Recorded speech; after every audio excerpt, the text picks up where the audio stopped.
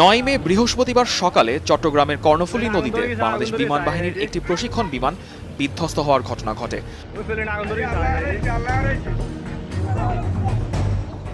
প্রশিক্ষণ বিমান বিধ্বস্তের ঘটনায় 2 পাইলটকে উদ্ধার করে চট্টগ্রাম মেডিকেল কলেজ হাসপাতালে পাঠানো হয়।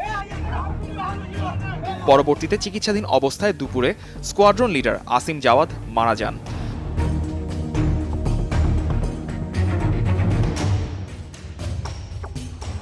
পতেঙ্গা থানার ভারপ্রাপ্ত কর্মকর্তা কবিরুল ইসলাম এই মৃত্যুর খবর নিশ্চিত করেছেন।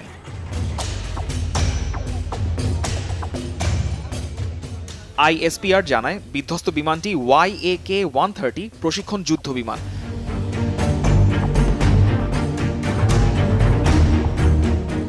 আইএসপিআর আরও জানায় যুদ্ধ বিমানটি যান্ত্রিক ত্রুটির কারণে পতেঙ্গা এলাকায় দুর্ঘটনায়